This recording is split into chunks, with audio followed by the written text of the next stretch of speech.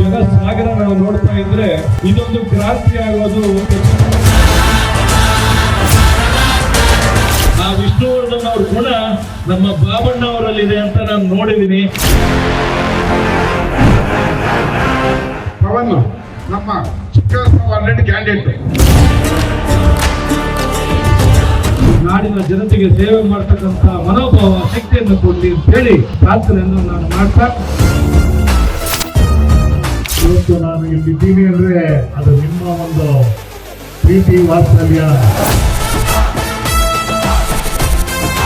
ಹಾಗೆ ಭವನಕ್ಕೆ ಅವಕಾಶ ಮತ್ತೊಂದು ಕಬಡ್ಡಿ ಬಾಬಣ್ಣ ಅವರು ಯಾವತ್ತೂ MLA ಆಗಬೇಕಾಗಿತ್ತು. ನಮ್ಮಂತ ಎಷ್ಟೋ ಮಕ್ಕಳಿಗೆ ಅವರು ನೆರಳಾಗಿರ್ತಾರೆ. ಆದ್ರೆ ಸುತ್ತಮುತ್ತ ಈ ಜನಸ್ತೋಮ ಇದೆಯಲ್ಲ, ಈ ಆಸ್ತಿ ಮುಂದೆ ಯಾವುದೂ ಇಲ್ಲ ಬಾಬಣ್ಣ ನೀನು ಅಂತಕ್ಕಂಥ ಮಾತನ್ನ ನಾನು ಹೇಳ್ತೀನಿ.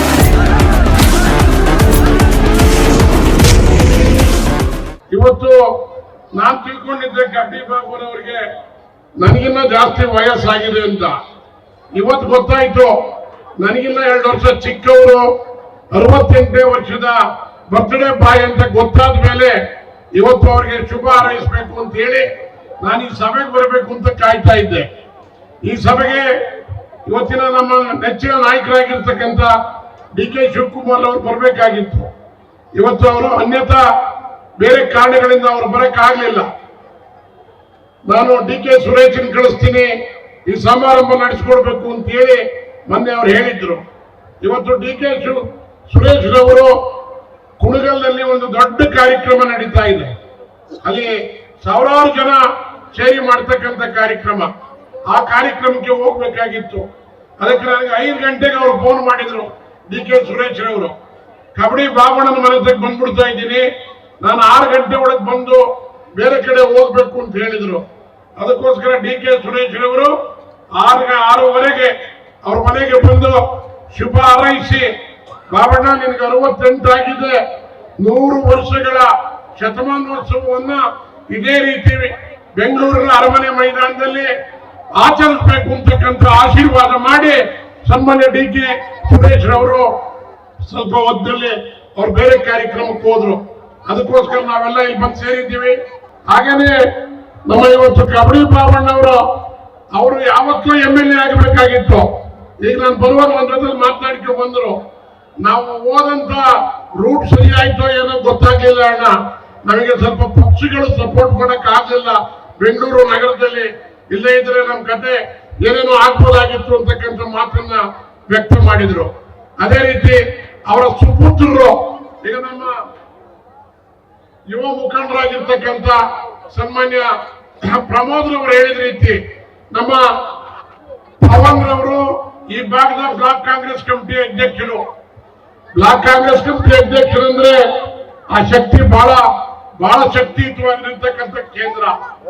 ಈ ಪವನ್ ರವರು ನಾನು ಈ ಸಾರಿ BBMP ಚುನಾವಣೆಗೆ ಸ್ಪರ್ಧೆ ಮಾಡಬೇಕು ಅಂತಕ್ಕಂಥ ಭಾವನೆಯಲ್ಲಿ ನಾವೆಲ್ಲ ಈಗಾಗಲೇ ಗುರುತು ಮಾಡಿ ಇಟ್ಕೊಂಡಿರ್ತಕ್ಕಂಥ ಯಾರಾದರೂ ಪದ್ಮನಾಭನಗರದಲ್ಲಿ ಮೊದಲನೇ ಕ್ಯಾಂಡಿಡೇಟ್ ವಿನ್ ಆಗೋದಿದ್ದಾರೆ ಅಂತ ಹೇಳಿದ್ರೆ ಅದು ಪವನ್ ಕುಮಾರ್ ಅಂತಕ್ಕಂಥದ್ದನ್ನ ಈ ಸರಿ ನಾವು ಈ ಸಂದರ್ಭದಲ್ಲಿ ಕಂಠಘೋಷವಾಗಿ ಹೇಳ್ಬೋದು.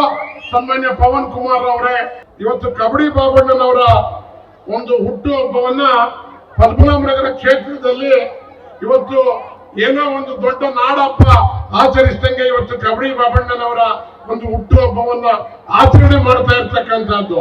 ಅವ್ರ MLA ಆಗ್ಲಿಲ್ಲ, MP ಆಗ್ಲಿಲ್ಲ, ಕಾರ್ಪೊರೇಟರ್ ಆಗ್ಲಿಲ್ಲ, ಆದ್ರೂ ಸಹಿತ ಜನಸಾಮಾನ್ಯರ ಜೊತೆಗೆ ಇವತ್ತು ಯಾರೇ ಅವ್ರ ಮನೆ ಬಾಗಿಲಿಗೆ ಹೋಗ್ಲಿ, ನಾನು ಸಾಯಂಕಾಲ DK ಸುರೇಶ್ ಅವರು ಬರ್ತಾರೆ ಅಂತ ಅವ್ರ ಮನೆಗೆ ಹೋಗಿದ್ದಾಗ ಹೊರಗಡೆಲ್ಲೇ ಕುಳಿತುಕೊಂಡ್ವಿ ನಾವೆಲ್ಲ.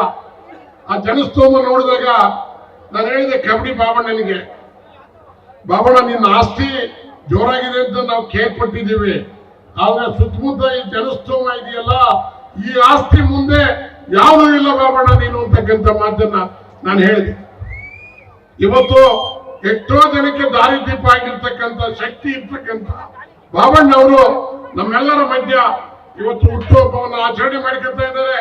ಇವತ್ತು ಈ ಹುಟ್ಟುಹಬ್ಬದ ದಿನ ನಿಮ್ಮೆಲ್ಲರ ಪರವಾಗಿ ನಾನಿನ್ನು ಹೆಚ್ಚು ಮಾತನಾಡ್ಲಿಕ್ಕೆ ಹೋಗೋದಿಲ್ಲ.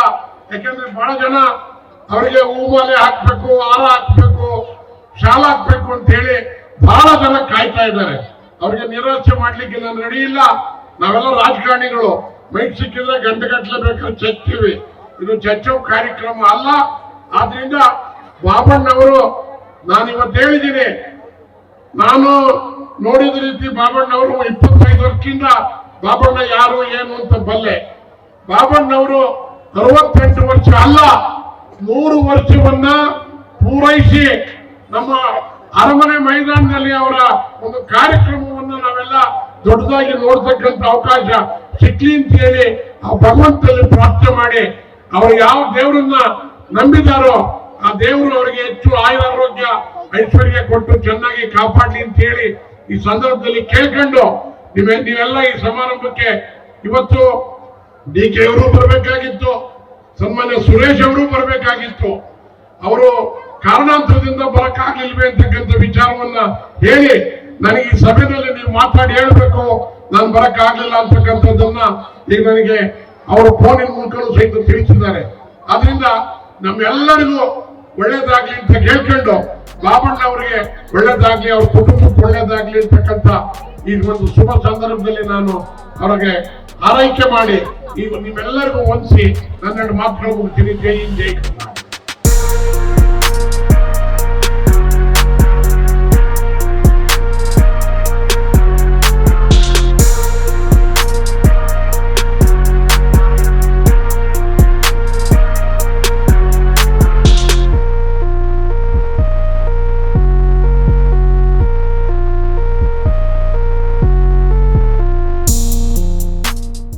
మనందరి ప్రియతమ నాయకుడు కబడ్డీ బాబన్న మనందరి అదృష్టవంతుడు. అంటే బాబన్న నాకు మేబీ ఇది సెకండ్ టైం బర్త్డే ఇదే ప్లేస్కి వస్తూ ఉండేది. ఎంత ఆనందంగా వస్తామంటే మిమ్మల్ని అందరినీ చూసి మీ అందరి విషెస్ వారికి వారి కుటుంబ సభ్యులకు ఉండాలి అన్న. మా తరపున, మా నియోజకవర్గం, మా ఆంధ్ర రాష్ట్ర ప్రజలందరి తరపున మీకు మరొకసారి పుట్టినరోజు జన్మదిన శుభాకాంక్షలు. అలాగే ఈ స్టేజ్ పై ఉన్న మా గురూజీ బాలకృష్ణ గురూజీ గారు, మన శివరామ గౌడ గారు, ఇంకా అనేక మంది పేర్లు చెప్పాలంటే స్టేజ్ పైన అంతా నా కుటుంబ సభ్యులే ఉన్నారు. కుటుంబ సభ్యుల పేరు చెప్పాలంటే చాలా టైం పడుతుంది కాబట్టి ఇంకా చాలా మంది మాట్లాడాలి. అలా ఇక్కడికి విచ్చేసి బాబన్నని జన్మదిన శుభాకాంక్షలు చెప్పడానికి విచ్చేసి స్టేజ్ పై ఉన్న ప్రతి ఒక్కరికి పేరు పేరున హృదయపూర్వక నమస్కారాలు తెలియజేసుకుంటూ, అలాగే ప్రతిసారి కబడ్డీ బాబన్న బర్త్డే అంటే మేము సైతం అంటూ మీరందరూ వచ్చి మీ యొక్క విషెస్ని వారికి తెలియజేసినందుకు మీకు కూడా ప్రత్యేకంగా ధన్యవాదాలు. అలాగే అప్పుడే చెప్పినట్టు కబడ్డీ బాబన్న కుటుంబంలో వారికి 2 మంచి పిల్లలు, ఒకరు దర్శన్, మరొకరు పవన్. అలాగే పవన్కి ఇదే ప్లేస్లో అవకాశం వస్తుంది. మీ అందరి ఆశీస్సులతో అతను ఒక ఉన్నత రాజకీయ నాయకుడిగా ఎదగడానికి మీ అందరి ఆశీస్సులు ఉండాలి. మీ అందరి ఆశీస్సులతో పాటు ఆ కాంగ్రెస్ పార్టీ నాయకులందరి ఆశీస్సులతో ఒక మంచి స్థానానికి ఎదగాలని ఆ కలియుగ దైవం శ్రీ వెంకటేశ్వర స్వామి, అలాగే కాణిపాక వరసిద్ధ వినాయక స్వామి ఆశీస్సులతో నిండు 100 ఏళ్ళు బాబన్న వాళ్ళ ఆశీస్సులు వాళ్ళ కుటుంబానికి ఉంటాయని తెలియజేసుకుంటూ all the best Babanna. Thank you so much ఈ అవకాశం కల్పించినందుకు. Pavan all the best Pavan, thank you. ಇವತ್ತು ಬಾಬಣ್ಣವರ ಹುಟ್ಟುಹಬ್ಬ. ಅವರು ಹುಟ್ಟುಹಬ್ಬವನ್ನ ಇಲ್ಲಿ ಆಚರಣೆ ಮಾಡ್ಕೋಬೇಕು ಅಂತೇನು ಇರಲಿಲ್ಲ. ಅವ್ರು ಎಲ್ಲಿ ಬೇಕಾದರೂ ಹುಟ್ಟುಹಬ್ಬವನ್ನ ಆಚರಣೆ ಮಾಡ್ಕೋಬಹುದಾಗಿತ್ತು. ಈ ರಾಜ್ಯದಲ್ಲೆಲ್ಲ, ಹೊರ ರಾಜ್ಯದಲ್ಲೆಲ್ಲ, ಹೊರ ದೇಶದಲ್ಲೂ ಕೂಡ ಹೋಗಿ ಅವರು ಹುಟ್ಟುಹಬ್ಬವನ್ನು ಆಚರಣೆ ಮಾಡ್ಕೋಬಹುದಾಗಿತ್ತು. ಆದರೆ ಅವರು ನಾವು ಯಾವ ಹೊರದೇಶನೂ ಬೇಡ, ಹೊರ ರಾಜ್ಯನೂ ಬೇಡ, ನಾವು ಹುಟ್ಟಿ ಬೆಳೆದಿರ್ತಕ್ಕಂಥ ಜಾಗದಲ್ಲಿ ನಮ್ಮ ಜನ ಎಲ್ಲಿದ್ದಾರೆ, ನಮ್ಮ ಲೀಡರ್ಸು, ಕಾರ್ಯಕರ್ತರು, ಬಂಧುಗಳು ಎಲ್ಲಿದ್ದಾರೆ, ನಾನು ಅಲ್ಲೇ ಹುಟ್ಟುಹಬ್ಬವನ್ನು ಆಚರಣೆ ಮಾಡ್ಕೋಬೇಕು ಅಂತೇಳಿ ಇವತ್ತು ಈ ಸುಂದರ ಸಂಜೆಯಲ್ಲಿ ಅವರು ಹುಟ್ಟುಹಬ್ಬವನ್ನು ಇಲ್ಲಿ ಆಚರಣೆ ಮಾಡ್ಕೊಡ್ಲಿಕ್ಕೆ ಬಂದಿದ್ದಾರೆ. ನಿಜವಾಗ್ಲೂ ಅವರಿಗೆ ಮತ್ತೆ ಅವ್ರ ಕುಟುಂಬದವರಿಗೆ ನಾನು ಭಗವಂತನಲ್ಲಿ ಪ್ರಾರ್ಥನೆ ಮಾಡ್ತೀನಿ. ಅವರು ಹುಟ್ಟುಹಬ್ಬದ ಪರವಾಗಿ ಅವರಿಗೆ ಆರೋಗ್ಯ ಭಾಗ್ಯವನ್ನು ಕೊಡಲಿ, ಐಶ್ವರ್ಯವನ್ನು ಕೊಡಲಿ, ಈ ನಾಡಿನ ಜನತೆಗೆ ಸೇವೆ ಮಾಡ್ತಕ್ಕಂಥ ಮನೋಭಾವ ಶಕ್ತಿಯನ್ನು ಕೊಡಲಿ ಅಂತೇಳಿ ಈ ಸಂದರ್ಭದಲ್ಲಿ ಭಗವಂತನಲ್ಲಿ ಪ್ರಾರ್ಥನೆಯನ್ನು ನಾನು ಮಾಡ್ತಾ, ಇನ್ನೂ ಹೆಚ್ಚಿನ ಜನ ಮಾತಾಡೋರಿದ್ದಾರೆ. ಇವತ್ತು ರಾಜಕೀಯವಾಗಿ ಅವ್ರು ಯಾವುದೋ ಮಟ್ಟಿಗೆ ಬೆಳಿಬೇಕಾಗಿತ್ತು, ಆದರೆ ಭಗವಂತ ಇರಲಿ, ಇನ್ನು ಮುಂದೆ ಕೂಡ ಜೀವನದಲ್ಲಿ ಅವ್ರು ರಾಜಕೀಯವಾಗಿ ಬೆಳೆಯಲಿದ್ದಾರೆ. ಇವತ್ತು ದಿನ ಅವ್ರ ಮಗ ಕೂಡ ಈ ಭಾಗದಲ್ಲಿ ಪವನ್ ಇವತ್ತು ಮನೆ ಮಗನಾಗಿ ಇವತ್ತು ಕೆಲಸವನ್ನ ಮಾಡ್ತಾ ಇದ್ದಾರೆ. ಇವತ್ತು ನೀವೆಲ್ಲ ಕೂಡ ಇಲ್ಲಿ ಇಷ್ಟು ಜನ ಸಂಖ್ಯೆಯಲ್ಲಿ ಭಾಗವಹಿಸಿದ್ದಾರೆ ಅಂತಂದ್ರೆ ಪವನ್ ಒಂದು ವಿಶ್ವಾಸವನ್ನು ಗಳಿಸಿ ನಿಮ್ಮ ಜೊತೆ ಇದ್ದು ಹೋರಾಟ ಮಾಡಿ ಕೆಲಸ ಕಾರ್ಯಗಳಲ್ಲಿ ಭಾಗಿಯಾಗಿ ಇಷ್ಟೊಂದು ಒಂದು ಜನಸಂಪರ್ಕ ಮಾಡಿದ್ದಾನೆ ಪವನ್ ಅಂದ್ರೆ ನಿಜವಾಗ್ಲೂ ಬಹಳ ಒಳ್ಳೆಯ ಕೆಲಸವನ್ನ ಪವನ್ ಮಾಡ್ತಾ ಇದ್ದಾನೆ. ನಿಮ್ಮೆಲ್ಲರ ಆಶೀರ್ವಾದ ಅವ್ರಿಗೆ ಇರಬೇಕು, ಮುಂದಿನ ದಿನಗಳಲ್ಲಿ ಇದ್ದೇ ಇರುತ್ತೆ ಅಂತ ನಾನು ಭಾವನೆಯನ್ನ ನಾನು ಇಟ್ಕೊಂಡಿದ್ದೀನಿ. ಬಾಬಣ್ಣ ಅವರು ಇನ್ನೂ ರಾಜಕೀಯವಾಗಿ ಬಹಳ ಬೆಳಿಬೇಕಾಗಿದೆ. ಅವರು ಉದ್ಯಮಿಯಾಗಿ ಇವತ್ತು ರಾಜ್ಯದಲ್ಲಿ ಸಾಕಷ್ಟು ಭಾಗದಲ್ಲಿ ಹೋಗಿ ಸಾಕಷ್ಟು ಸೇವೆಗಳನ್ನು ಮಾಡಿದ್ದಾರೆ. ನಾನು ನೋಡಿದಂಗೆ ರಾಮನಗರ, ಚನ್ನಪಟ್ಟಣ, ಕನಕಪುರ, ಈ ಕಡೆ ಎಲ್ಲ ಕಡೆ ಸುಮಾರು ಭಾಗದಲ್ಲಿ ಇವತ್ತು ನಮ್ಮ ಪದ್ಮನಾಭ ನಗರ, ಗಣೇಶ್ ಮಂದಿರ, ಗೌಡನಪಾಳ್ಯ ಈ ಭಾಗದಲ್ಲಿ ಸಾಕಷ್ಟು ದೇವಸ್ಥಾನಗಳನ್ನು ಕಟ್ಟಿಸಿದ್ದಾರೆ, ಸಾಕಷ್ಟು ಸೇವೆಯನ್ನ ಮಾಡಿದ್ದಾರೆ. ಅವರು ಇದೇ ರೀತಿ ಸೇವೆಯನ್ನ ಮಾಡ್ತಕ್ಕಂಥ ಶಕ್ತಿ ಭಗವಂತ ಕೊಡ್ಲಿ.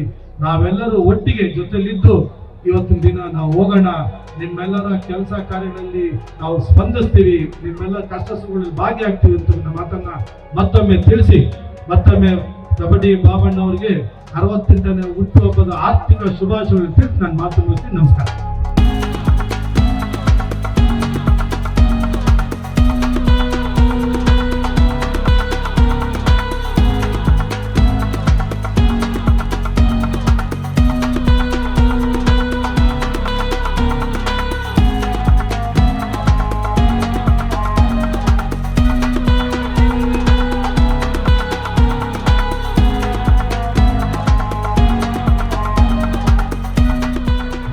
ಬಗ್ಗೆ ಎಲ್ಲರೂ ಸ್ವಾಗತ ಬೇರೆ ಹೇಳ್ತಾರೆ.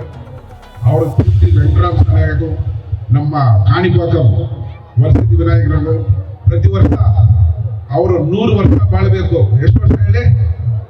100 ವರ್ಷ ಬಾಳಬೇಕು. ಎಷ್ಟು ವರ್ಷ ಬಾಳಬೇಕು? ಪ್ರತಿ ವರ್ಷ ಅವರು ತಿರುಪತಿ ವೆಂಕಟರಾಮ ಸ್ವಾಮಿಗೂ ಆಲ್ಮೋಸ್ಟ್ ವೈಕುಂಠ ಏಕಾದಶಿಗೆ ಸುಮಾರು ನನಗೆ ಗೊತ್ತಿದ್ದೀವಿ 35-40 ವರ್ಷ ಪ್ರತಿ ವರ್ಷ ನಾವು ಹೋಗ್ತಾ ಇರ್ತೀವಿ. ಅವರು ನಮ್ಮ ಪಕ್ಷಕ್ಕೆ ಬಂದಾಗಿಂದ ಒಂದು ಒಳ್ಳೆ ಹುದ್ದೆ ಬರೋ ಚಾನ್ಸ್ ಇದೆ. ಎಲ್ಲರೂ ಮಾತಾಡೋ ಚಾನ್ಸ್ ಇಲ್ಲ. ಮೋಸ್ಟ್ಲಿ ಜೂನ್ ಜುಲೈಯಲ್ಲಿ ಬರೋ ವರ್ಷ ಅವ್ರಿಗೆ ಒಳ್ಳೆ ಸರ್ಕಾರದಿಂದ ಒಳ್ಳೆ ಒಂದು ಅಧಿಕಾರ ಸಿಗುತ್ತೆ. ಆ ಅಧಿಕಾರ ಬಹಳ ಪ್ರತಿಯೊಬ್ಬರನ್ನು ಹಂಚ್ಕೋಬೇಕು. ನಮ್ಮ ಸಂಘದಿಂದ, ನಮ್ಮ ಜನಾಂಗದಿಂದ ಏಕೈಕ ನಾಯಕರಿಂದ ಬಾಬಣ್ಣ ಅವರಿಗೆ ನಮ್ಮ ಅಧ್ಯಕ್ಷ ಡಿ ಕೆ ಶಿವಕುಮಾರ್ ಒಂದು ಭರವಸೆ ಕೊಟ್ಟಿದ್ದಾರೆ. ಆ ಭರವಸೆ ಜೂನ್ ನೆರವೇರಲಿ ಅಂತ ನಾವೆಲ್ಲರೂ ಪ್ರಾರ್ಥನೆ ಮಾಡ್ತಾ ಇದ್ದೀವಿ. ಹಾಗೆ ಪವನ್ ಈ ಭಾಗದಲ್ಲಿ ಪವನ್ ನಮ್ಮ ಚಿಕ್ಕ ಆಲ್ರೆಡಿ ಕ್ಯಾಂಡಿಡೇಟ್ ಆಗ್ತಾರೆ.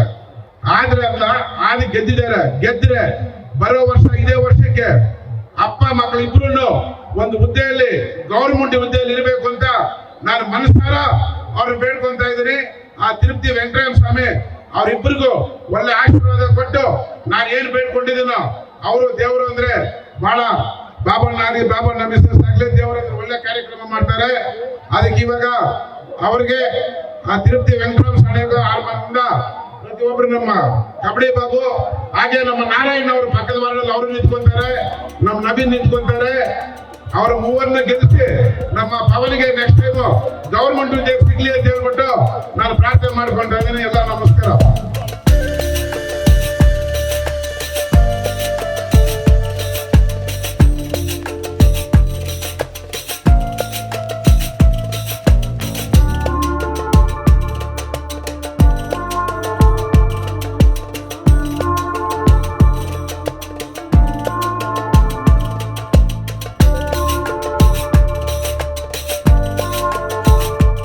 ಜನನಿ ಜನ್ಮ ಸಂಖ್ಯಾನಾಂ ವರ್ಧನಿ ಕುಲ ಸಂಪದಾಂ ಪದವಿ ಪೂರ್ವ ಪುಣ್ಯಾನಾಂ ಲಿಖ್ಯತೆ ಜನ್ಮ ಪತ್ರಿಕಾ ಅಂತೇಳಿ ಹಿಂದೂ ಧರ್ಮ ಶಾಸ್ತ್ರದ ಪ್ರಕಾರವಾಗಿ ಭಗವಂತ ತಿಳಿಸ್ತಾ ಇದ್ದಾರೆ.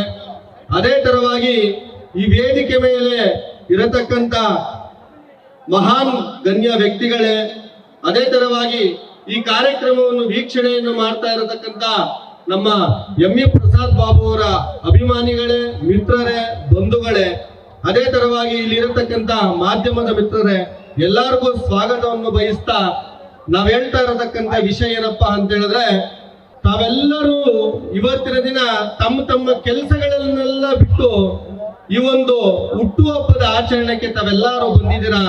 ತುಂಬಾ ಸಂತೋಷವಾಗಿರತಕ್ಕಂತ ವಿಷಯ. ಅದೇ ತರವಾಗಿ ನಮಗೆ ನಮ್ಮ ಎಂ.ಇ. ಪ್ರಸಾದ್ ಬಾಬು ಅಂತ ಹೇಳಿದ್ರೆ ಕಬಡ್ಡಿ ಬಾಬು ಅವರು ಬಂದ್ಬಿಟ್ಟು ನಮ್ಮ ಆತ್ಮೀಯ ಸ್ನೇಹಿತರು.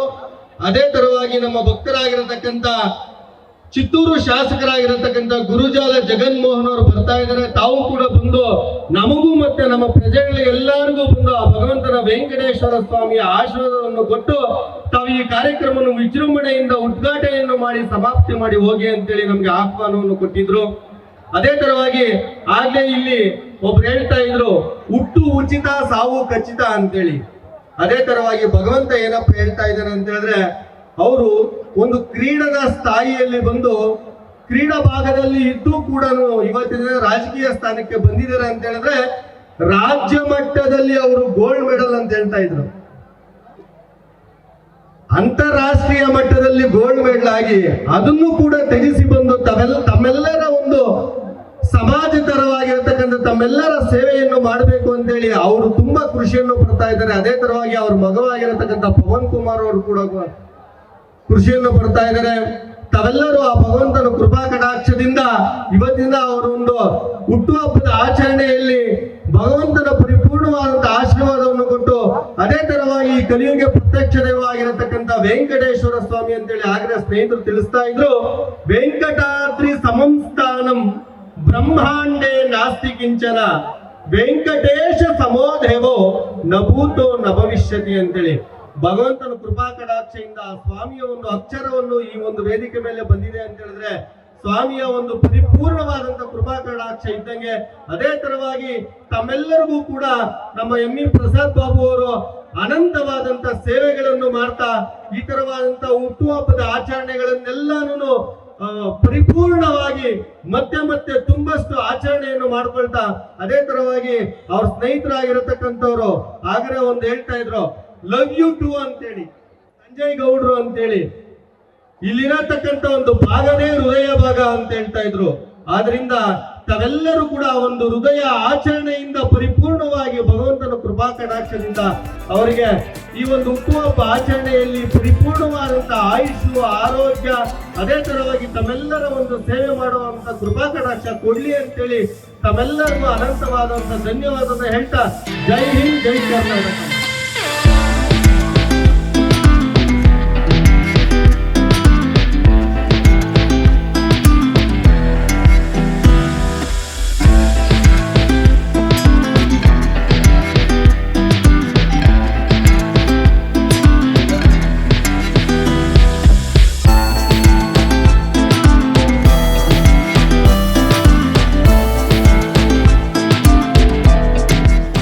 ಒಂದು ಮಾತಾಡಕ್ಕೆ ಇಷ್ಟಪಡ್ತೀನಿ.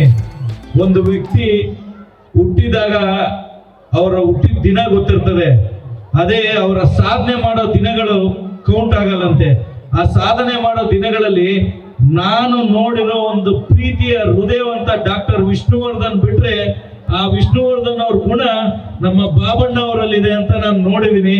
ಯಾಕೆಂದ್ರೆ ಹೃದಯವಂತ ಅಂತ ಅವ್ರು ಏನ್ ಟೈಟಲ್ ತಗೊಂಡ್ರು, ಬಾಬಣ್ಣ ಅವರು ಯಾವುದೇ ವ್ಯಕ್ತಿ ಯಾವುದೇ ಅವ್ರ ಮನೆ ಭಾಗಕ್ಕೆ ಹೋದು ಯಾವುದೇ ಪಕ್ಷ ನೋಡಲ್ಲ, ಯಾವುದೇ ಜಾತಿ ನೋಡಲ್ಲ, ಯಾವುದೇ ವ್ಯಕ್ತಿ ಹಿರಿಕ ಆಗ್ಲಿ ಒಬ್ಬ ಯುವಕನಾಗ್ಲಿ ಯಾವುದೇ ರೀತಿ ನೋಡಲ್ಲ, ಎಲ್ಲರನ್ನು ಸಮಾನತೆಯಿಂದ ನೋಡಿ ಬಾರಣ ನಿನ್ನ ಅಣ್ತಮ್ಮ ಅಂತಾರಲ್ಲ.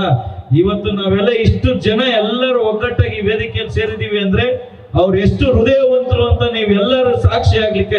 ಯಾಕೆಂದ್ರೆ ಈ ಭಾಗ ನೀವು ನೋಡ್ತಾ ಇದ್ರೆ ಬ್ಲಾಕ್ ಅಲ್ಲ ಕೂತಿರೋ ಜನ, ಇದು ಹೃದಯ ಭಾಗದ ಬಾಬಣ್ಣನ ಹೃದಯ ಭಾಗ ಅಂತ ಹೇಳಿಕ್ ಇಷ್ಟಪಡ್ತಾರೆ. ಸೊ ಈ ಭಾಗದಲ್ಲಿ ಅವರು ಮುಂದಿನ ದಿನಗಳಲ್ಲಿ ಬಾಬಣ್ಣಂಗೆ ಆರೋಗ್ಯ, ಆಯುಸ್ಸು ಎಲ್ಲ ಕೊಟ್ಟು ದೊಡ್ಡ ಅಧಿಕಾರ ಕೊಟ್ಟು ಇನ್ನ ಅವ್ರ ಜೊತೆ ನಾವೆಲ್ಲ ಇದ್ದೇವೆ ಅಂತ ಹೇಳ್ತಾ, ಕೊನೆಯದಾಗಿ ಬಾಬಣ್ಣ ಅವರಿಗೆ ಒಂದು ಪ್ರೀತಿ ಒಂದು ವಿಶಸ್ ಬರ್ಲಿ. ಹ್ಯಾಪಿ ಬರ್ಡೇ ಅಂತೀನಿ, ನೀವು ಹ್ಯಾಪಿ ಬರ್ಡೇ ಅನ್ಬೇಕು. Happy birthday, happy birthday Babanna, we love you Babanna. Thank you, love you.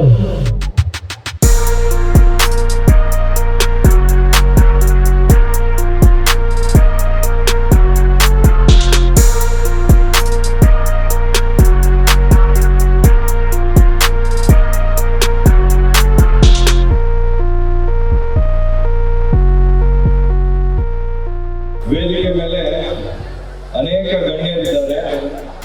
ಆದರೆ ವೇದಿಕೆ ಮುಂಭಾಗದಲ್ಲಿರ್ತಕ್ಕಂಥ ಹಲವಾರು ಕಾರ್ಯಕರ್ತ ಬಂಧುಗಳೇ, ತಾಯಂದ್ರೆ, ಅಣ್ಣ ತಂಗಿಯರೇ, ನೀವಿಲ್ದಿರ ಇವತ್ತು ಈ ಕಾರ್ಯಕ್ರಮ ಇಷ್ಟು ಮಟ್ಟಕ್ಕೆ ಯಶಸ್ಸಾಗ್ಲಿಕ್ಕೆ ಸಾಧ್ಯವಿಲ್ಲ. ಹಾಗಾಗಿ ತಾವೇ ಇವತ್ತು ಮುಖ್ಯ ಅತಿಥಿಗಳಾಗಿ ಅಂತ ನಿಮ್ಮೆಲ್ಲರ ಭಾವನೆ ಅಂತಾನೆ ನಾನು ತಿಳ್ಕೊಂತಾ ಇದ್ದೇನೆ.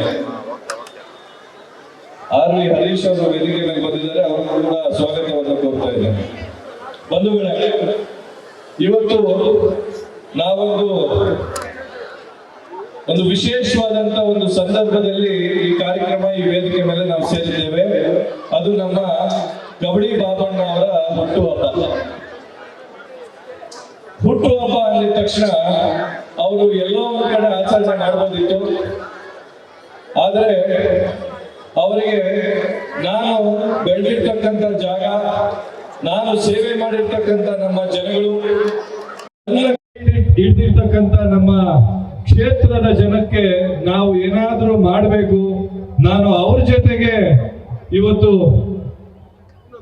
ಅವರ ಹುಟ್ಟುಹಬ್ಬವನ್ನು ಆಚರಣೆ ಮಾಡಬೇಕು ಅಂತ ಹೇಳಿ ಅವರು ಈ ಒಂದು ದೊಡ್ಡ ಕಾರ್ಯಕ್ರಮವನ್ನು ಅವರ ಮಕ್ಕಳಾದಂತ ಪವನ್ ಮತ್ತೆ ದರ್ಶನ್ ಅವರು ಸೇರಿ, ಹಾಗೂ ಎಲ್ಲ ಕಾರ್ಯಕರ್ತರು, ಅವ್ರ ಜೊತೆ ಹುಡುಗರು ಸುಮಾರು ಜನ ಎಲ್ಲರೂ ಸೇರಿ ಇದನ್ನ ಆಯೋಜನೆ ಮಾಡಿದ್ದಾರೆ.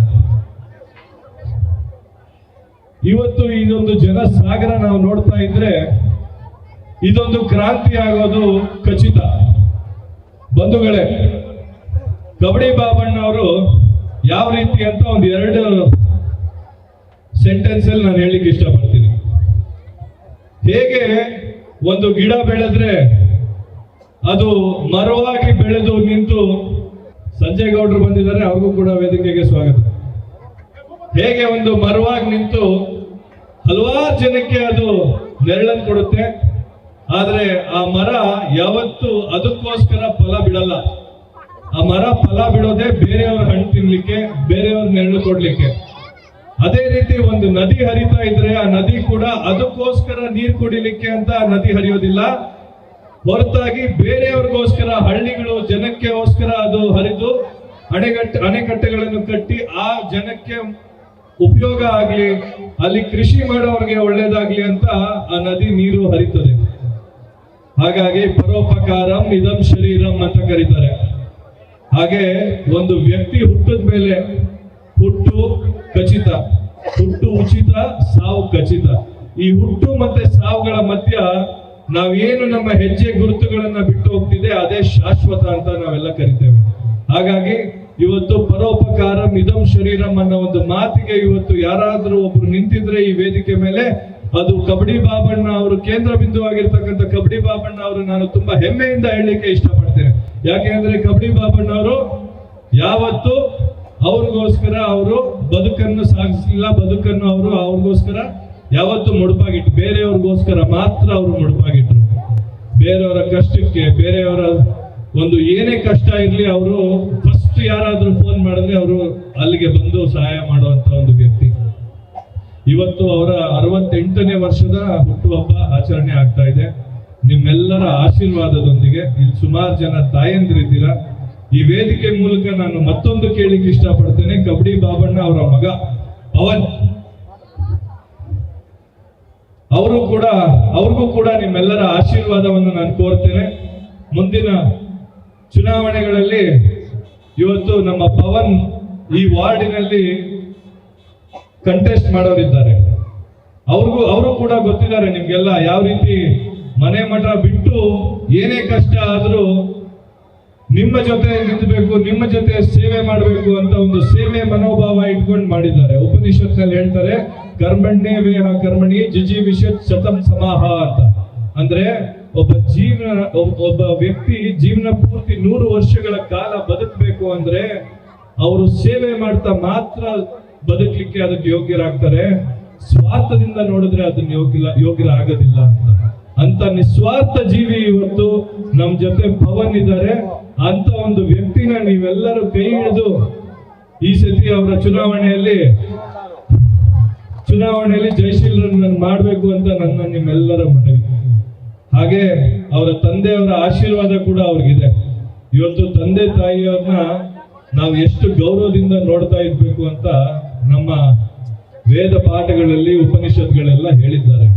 ಹಾಗಾಗಿ ಕಬಡ್ಡಿ ಬಾಬಣ್ಣ ಅವರ ಪಾತ್ರ ಇವತ್ತು ಬಹಳ ಮುಖ್ಯವಾದ ಪಾತ್ರ. ಮಗಂದಷ್ಟೇ ಅಲ್ಲ, ನಮ್ಮಂತ ಎಷ್ಟೋ ಮಕ್ಕಳಿಗೆ ಅವರು ನೆರಳಾಗಿರ್ತಾರೆ. ನಿಮ್ಮಂತ ಎಷ್ಟೋ ಕಾರ್ಯಕರ್ತರಿಗೆ ಅವರು ನೆರಳಾಗಿರ್ತಾರೆ. ಅವರ ಕೈ ದೇಹದಂತೆ ತುಂಬಾ ಶಕ್ತಿಯಾಗಿದೆ ಅಂತ ನಾನು ನಂಬಿದ್ದೇನೆ. ಹಾಗಾಗಿ ಅಣ್ಣ, ನಿಮ್ಮ ಕೈಯಲ್ಲಿ ಎಷ್ಟು ಶಕ್ತಿ ಇದೆಯೋ ಅಷ್ಟು ಡಬಲ್, ಎಷ್ಟು ಶಕ್ತಿ ಆಗ್ತದೋ ಅಷ್ಟು ಶಕ್ತಿಯನ್ನ ನಮ್ಮ ಕಾರ್ಯಕರ್ತರಿಗೆ ತುಂಬಿಸಿ, ನಿಮ್ಮ ಮುಖಾಂತರ ಎಷ್ಟೋ ಕಾರ್ಯಕರ್ತರು ನಾಯಕರಾಗಿ ಬೆಳೆಯುವಂತ ಒಂದು ಅವಕಾಶವನ್ನು ಮಾಡಿಕೊಡಿ. ಯಾಕೆ ಅಂದ್ರೆ ಎಲ್ ಶ್ರೀನಿವಾಸ್ ಅವರು, ಕಬಡ್ಡಿ ಬಾಬಣ್ಣ ಅವರು ನಾವು ಜೋಡೆತ್ತುಗಳನ್ನಾಗಿ ಕರಿತಾ ಇದ್ದೇವೆ. ಅವರ ಮುಖಾಂತರ ಈ ಕ್ಷೇತ್ರದಲ್ಲಿ ಒಂದು ಹೊಸ ಪರಿವರ್ತನೆ ಆಗುವಂತ ಒಂದು ಕಾಲ ಬಂದಿದೆ. ಆ ಕಾಲಕ್ಕೆ ತಾವೆಲ್ಲರೂ ಸೇರ್ಕೊಂಡು ಕೈ ಜೋಡಿಸಿ ಇವತ್ತು ಕಬಡ್ಡಿ ಬಾಬಣ್ಣ ಅವರ ಹುಟ್ಟುಹಬ್ಬಕ್ಕೆ ತಾವೆಲ್ಲರೂ ಸಾಕ್ಷೀಭೂತರಾಗಿ ಇಲ್ಲಿ ನಿಂತಿರ್ತಕ್ಕಂಥದ್ದು ನಿಮ್ಮೆಲ್ಲರ ಹೆಮ್ಮೆ. ಅವ್ರಿಗೆ ನಿಮ್ಮೆಲ್ಲರ ಆಶೀರ್ವಾದ ಕೋರ್ತಾ, ಅವ್ರು ನಂಬಿರ್ತಕ್ಕಂಥ ಪರಮಶಕ್ತಿ ಏನಿದ್ರು ಕೂಡ ಆ ದೇವಿ ಮತ್ತೆ ಆ ಶಿವನಲ್ಲಿ ನಾನು ಕೂಡ ಪ್ರಾರ್ಥನೆ ಮಾಡ್ತೇನೆ. ಅವ್ರಿಗೆ ಸಕಲ ಆಯುಷು ಸಂಪತ್ತುಗಳನ್ನೆಲ್ಲ ಕೊಟ್ಟು ನಮ್ಮೆಲ್ಲರನ್ನು ಸಾಕುವಂತ ಒಂದು ಶಕ್ತಿ ಕೊಡ್ಲಿ. ಅವರು ತುಂಬಾ ಕಷ್ಟದಿಂದ ಬೆಳೆದು ಬಂದು ಮೇಲೆ ನಿಂತಿದ್ದಾರೆ. ಅವರ ಹಾದಿಗಳು ನಾವು ಅದನ್ನ ಅವರ ಜೀವನಗಳಲ್ಲಿ ನಾವು ಹೆಜ್ಜೆಗಳನ್ನ ಗುರುತಿಸಿ ನಾವು ಇವತ್ತು ಪಾಲನೆ ಮಾಡುವಂಥದ್ದು ಆಗಿದೆ. ಹಾಗಾಗಿ ವೇದಿಕೆ ಮೇಲೆ ಇರ್ತಕ್ಕಂಥ ಎಲ್ಲ ಗಣ್ಯರಿಗೂ ನಾನು ಸ್ವಾಗತವನ್ನು ಮತ್ತೊಮ್ಮೆ ಕೋರ್ತಾ, ಕಬಡ್ಡಿ ಬಾಬಣ್ಣ ಅವ್ರಿಗೆ ಒಳ್ಳೇದಾಗ್ಲಿ ಅಂತ ದೇವರಲ್ಲಿ ಕೇಳ್ಕೊಂತ ಈ ನನ್ನ 2 ಮಾತುಗಳನ್ನು ಮುಗಿಸ್ತೇನೆ. ಎಲ್ರಿಗೂ ನಮಸ್ಕಾರ. ಜೈ ಹಿಂದ್, ಜೈ ಕರ್ನಾಟಕ, ಜೈ ಕಬಡ್ಡಿ ಬಾಬಣ್ಣ, ಜೈ ಕಬಡ್ಡಿ ಬಾಬಣ್ಣ, ಜೈ ಕಬಡ್ಡಿ ಬಾಬಣ್ಣ.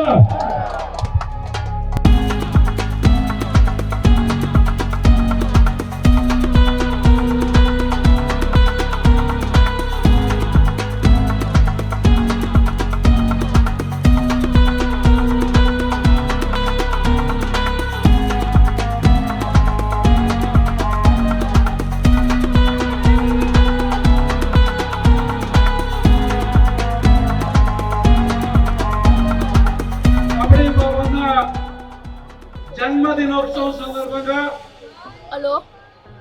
వేదిక పైన ఉన్నటువంటి చిత్తూరు ఎమ్మెల్యే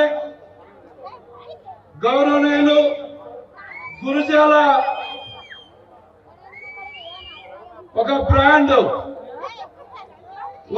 ఆ పేరులోనే ఒక వైబ్రేషన్, గురుజాల జగన్మోహన్ గారు వేదిక పైనటువంటి పెద్దలకు, వేదిక ముందున్నటువంటి వేలాది మంది, లక్షలాది మంది కబడ్డీ బాబన్న అభిమానులకు, ఆత్మీయులకు, హితులకు, సన్నిహితులకు, బంధువులకు అందరికీ కూడా నా హృదయపూర్వక నమస్కారాలు తెలియజేసుకుంటున్నాను. ఈరోజు చాలా ఆనందంగా ఉంది మాకు. ముఖ్యంగా నేను గర్వంగా ఫీల్ అవుతున్నా. ఒక మనిషి పుట్టుక తల్లిదండ్రులు గర్వపడాలి, పుట్టిన గ్రామం గర్వపడాలి, చదువు చెప్పిన ఉపాధ్యాయులు గర్వపడాలి, ఆ ఊరు గర్వపడాలి. ఈరోజు చిత్తూరు నుంచి మా మండలం, యాదమరి మండలం నరావూరు గ్రామం నుంచి వచ్చి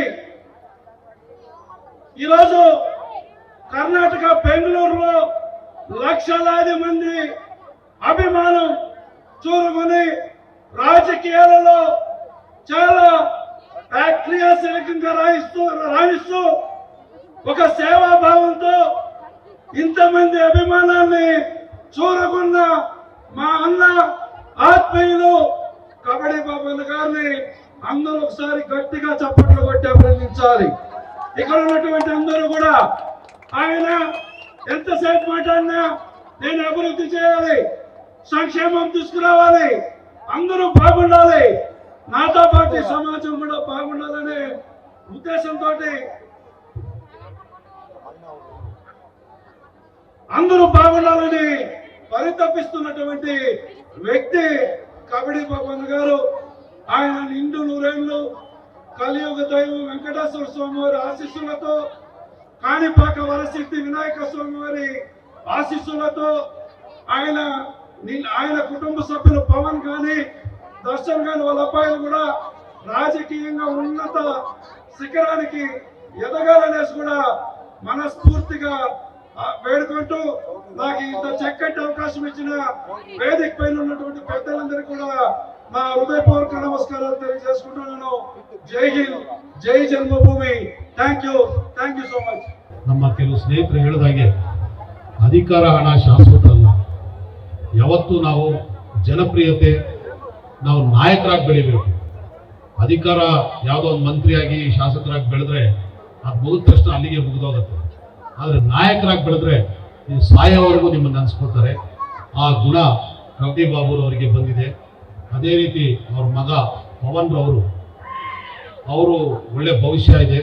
ಯಾಕೆಂದರೆ ಬಾಬುರವ್ರು ಮಾಡಿರೋಕ್ಕಂಥ ಒಳ್ಳೆಯ ಸೇವೆಗಳು ಅವ್ರ ಮಗನಲ್ಲೂ ಇದೆ. ಅವರೇ ನನಗೆ ಖುದ್ದಾಗಿ ನೀವು ಬರಲೇಬೇಕು ಅಂತ ಆಹ್ವಾನ ಮಾಡಿದರು. ಹಾಗಾಗಿ ಬಾಬುರವರ ಕುಟುಂಬದವರಿಗೆ, ಬಾಬುರವರಿಗೆ ದೇವರು ಆರೋಗ್ಯ ಐಶ್ವರ್ಯ ಎಲ್ಲವನ್ನು ಕೊಟ್ಟು ಒಳ್ಳೇದು ಮಾಡಲಿ ಅಂತ ಹೇಳ್ತಾ ಶುಭ ಹಾರೈಸ್ತಾ ಮಾತು ಮುಗಿಸ್ತೀನಿ. ಜೈ ಹಿಂದ್, ಜೈ ಕರ್ನಾಟಕ.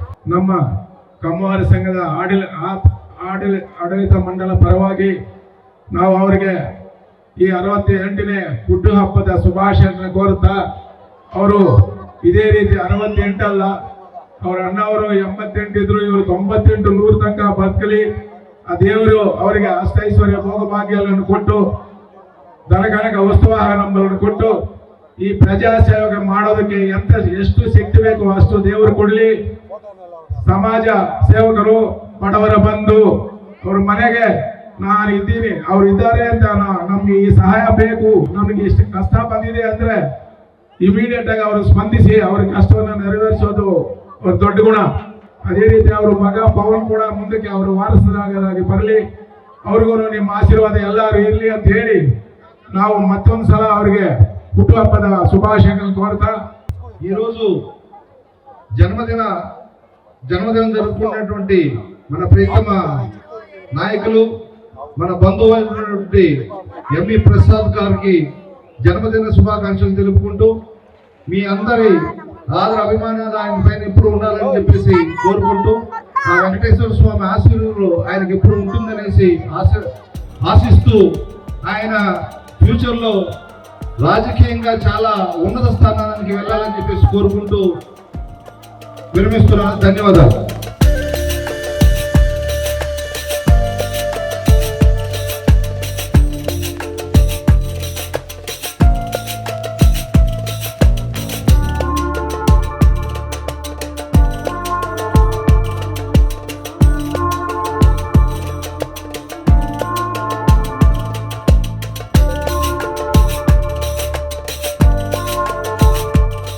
ಮೊದಲನೇದಾಗಿ ಇವತ್ತು ನಾನು ಇಲ್ಲಿದ್ದೀನಿ ಅಂದರೆ ಅದು ನಿಮ್ಮ ಒಂದು ಪ್ರೀತಿ ವಾತ್ಸಲ್ಯ.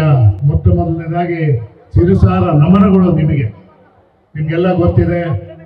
ನಾನು ಈ ಒಂದು ಭಾಗವನ್ನು ನನ್ನ ತೋರ್ಮನೆ ರೀತಿ ನೋಡ್ತಿದ್ದೀನಿ. ಹಾಗಾಗಿ ಅದಕ್ಕೆ ಇಲ್ಲಿ ಬಂದು ನನ್ನ ಒಂದು ಈ ಹುಟ್ಟುಹಬ್ಬದ ಒಂದು ಕಾರ್ಯಕ್ರಮವನ್ನು ಇಲ್ಲಿ ನಿರ್ವಹಿಸ್ತಾ ಇದ್ದೀನಿ. ಇವತ್ತು ನಿಮಗೆ ಗೊತ್ತಿದೆ, ಅನೇಕ ನಮ್ಮ ನಾಯಕರುಗಳು, ವೆಂಕಟ ಮುನಿ ಆಗಿರ್ಬೋದು, ಬಾಬು ಆಗಿರ್ಬೋದು, ಲೋಕ ಆಗಿರ್ಬೋದು, ವೆಂಕಟೇಶ್ ಆಗಿರ್ಬೋದು, ಮತ್ತೆ ಇನ್ನು ದೊರಬಾಬು ಆಗಿರ್ಬೋದು, ಮುನ್ನಾ ಆಗಿರ್ಬೋದು, ನಟರಾಜ್ ಆಗಿರ್ಬೋದು, ಮತ್ತೆ ರಾಜು ಆಗಿರ್ಬೋದು, ಇನ್ನು ಅನೇಕ ನಾಯಕರುಗಳು, ಎಷ್ಟೊಂದು ಜನ ಬಂದು ಇವತ್ತು ಹಗಲು ರಾತ್ರಿ ನಿಂತ್ಕೊಂಡು ಈ ಒಂದು ಕಾರ್ಯಕ್ರಮವನ್ನು ಯಶಸ್ವಿಯನ್ನ ಮಾಡಿ ಇವತ್ತು ನೀವೆಲ್ಲ ಬರೋದಕ್ಕೆ ಒಂದು ಅವಕಾಶ ಮಾಡಿಕೊಟ್ಟು ಈ ಒಂದು ಹುಟ್ಟುಹಬ್ಬದ ಒಂದು ಸಮಾರಂಭವನ್ನು ಆಚರಿಸೋದಕ್ಕೆ ಎಲ್ಲ ವ್ಯವಸ್ಥೆ ಮಾಡಿಕೊಟ್ಟಿರೋ ಮೊದಲನೇಗೆ ಅವರಿಗೆ ನನ್ನ ಧನ್ಯವಾದಗಳನ್ನ ತಿಳಿಸೋಕ್ಕೆ ನಾನು ಇಷ್ಟಪಡ್ತೇನೆ.